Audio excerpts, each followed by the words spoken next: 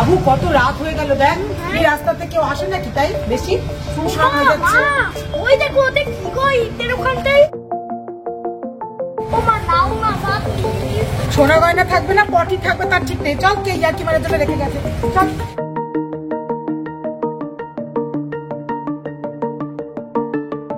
ও মা এই দেখো কি নিয়েছি।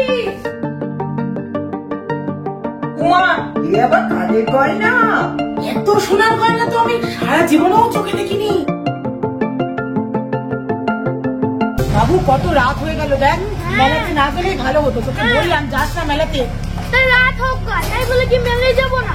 না এখন পাপা বকবে, কত রাত হয়ে গেল, কি অন্ধকার রাস্তাটা। এই রাস্তাতে কেউ আসে নাকি, তাই বেশি শুনশান হয়ে যাচ্ছে। ওই দেখো ওদের কি কই ইটের ওখানটায়। একটা কলসি ভাঙা নাকি পড়ে আছে, যা পড়ে আছে। আরে মা শোনো, ওই জানে কি সুন্দর রং করে দেখো, চলো না দেখি। না না না, ওই পুরোনো দিনের কলসি ভাঙাচোরা সাপ থাকবে না কি সব থাকবে, দেখো না ওর মধ্যে ভুটচুপ থাকে, ওসব নিতে হবে না। সেটা বাড়ি চলে এমনি পাপা আজকে ঠেঙাবে তোমাকে আর আমাকে। চলো শিগগিরি। ভালো লাগছে না, বারবার করে বললাম যেও না যেও না, তাও তুমি জানি। আরে প্লিজ প্লিজ করছিস কেন, বললাম না ওটা একটা পুরোনো দিনের কলসির মতো দেখতে, সে কিরকম একটা রং টং করা, আমি নেবো না, আমার খুব ভয় লাগে। সোনা গয়না থাকে তখন। সোনা গয়না থাকবে না পটি থাকবে তার ঠিক নেই। চল কে ইয়ার্কি মারার জন্য রেখে গেছে, চল। তুমি চল, অনেক কাজ হয়ে গেছে, এরপরে আর কোথাও বেরোতে চান, তারপরে দেখবি তখন দেখে দেবো। মা চলে যাচ্ছে, ওই কলসিটা আমার খুব পছন্দ হয়েছে, ওটা আমি আনবই।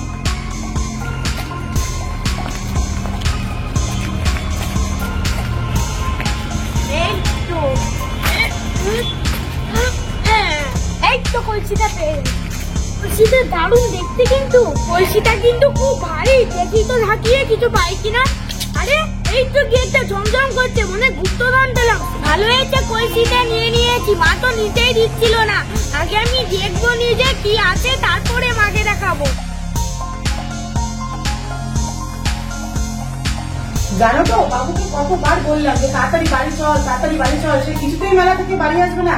জাম্পিং বেডে উঠবো, ফুচকা খাবো, মোমো খাবো, ওকে নিয়ে কে যায়, হাজার হাজার টাকার ব্যাপার। সে তো বাচ্চা মানুষ একটু মেলায় গিয়ে করবে, এত রাত করলে হয়? সে ঠিক আছে, শুধু বাই না, তাও বাড়ি আসবে না। 9টা সাড়ে 9টা বেজে যাচ্ছে, সে লাস্টে জোর করে বাবার ভয় দেখিয়ে দেখিয়ে নিয়ে এলাম। কি অবস্থা। কোথায় ও? ওই তো দরজা দিতে গেল, আমি ঘরে ঢুকলাম, এবার জামা কাপড় ছেড়ে রান্না বসাবো, তোমাদের আবার খেতে দেরি হয়ে যাবে না হলে। ঠিক আছে, আসুক ও আজ, আমি বুঝিয়ে বলবো। হ্যাঁ একটু ওকে বুঝিয়ে বলো তো, আমার কথা তো শুনতেই চাইছে না মেলায়। ওমা এই দেখো কি নিয়েছি।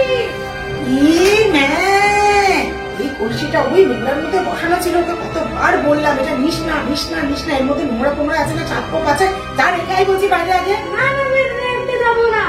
তা তুমি এই নোংরাটা আনলে কেন? দেখো এর মধ্যে কি নড়ছে। হ্যাঁ কি একটা নড়ছে মনে হচ্ছে। কি সুন্দর রং টং করা, রাজাদের মতো দেখতে। এটা আমি কেন রাখতে যাবো, এটা নিয়ে আমি খেলবো। রাজাদের কলসি খোল না, ওর মধ্যে পটি ভরা আছে, দেখবি। তুমিও দেখবে। বাবু কলসিটা মনে হচ্ছে অনেক পুরনো, দেখি তো কি আছে। তুমি আবার ওকে প্রশ্রয় দিচ্ছ এই কলসি এখানে রাখবে? দেখি না, নড়লো তো, দেখি না, দেখা যাক না কি আছে। মা কাগজ চেক দেখি। তাও দেখতে হাত ঢুকি। আরে দাদা হাত ঢোকাবি না, এর মধ্যে অনেক সময় বিছে টিচে সাপ টাপ থাকে। এদিকে উপর করে। হ্যাঁ উপর করে দে। উমা এ আবার কাদের গয়না? এত সোনার গয়না তো আমি সারা জীবনেও চোখে দেখিনি। কি করবে? এ বাবা দেখছিলি, সেদিনকেই বলছিলাম তোর বাবাকে আমার হারটার গুলো সব এবার চুরি হয়ে গেল, আমাকে একটা হার বানিয়ে দাও। তো তোর বাবা বললো ঠিক আছে সামনের বছরে তোমাকে বানিয়ে দেবো। ভগবান ঠিক শুনেছে। শোনো বাবু, তুমি কিন্তু ওই দাসবাড়ি গিয়ে বললো না কিছু, এইসব গয়না পেয়েছো, কাউকে বলবে না। ঠিক আছে, এটা বিক্রি করে আমি তোমাদের কিছু টাকা দিয়ে দেবো, আর বাকি টাকাগুলো গরিব মানুষদের দান করে দেবো, কারণ এটা তো ভগবানের দিয়ে, তাই সবাইকে দিতে হয়। ঠিক আছে বাবু, এ তো অনেক গয়না, প্রচুর টাকার গয়না, পুরোনো দিনের মনে হচ্ছে। দেখো মা, হ্যাঁ দামি দামি গয়না।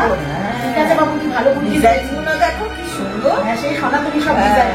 তোর বাবাকে এগুলো দেবো, তোর বাবা ভালো জুয়েলারি শপে গিয়ে এগুলো বিক্রি করবে, আমাদের যেটুকু লাগবে নেবো, বাকিটা আমরা দান করে দেবো সবার মধ্যে। হ্যাঁ ভালো আইডিয়া। কি আসল সব, নাহলে লোভে পড়ে হয়তো আমরা সবই নিয়ে নিতাম। আসলে ও তো এখনো ছোট, তাই আমাদের মধ্যে এত জটিলতা এখনো আসেনি। যাই হোক, বাবু এটা পেয়েছে, এই টাকাটা দিয়ে কিছু টাকা বাবুর পড়াশোনার জন্য রাখবো, আর বাকিটা আমরা গরিব মানুষের মধ্যে দান করে দেবো।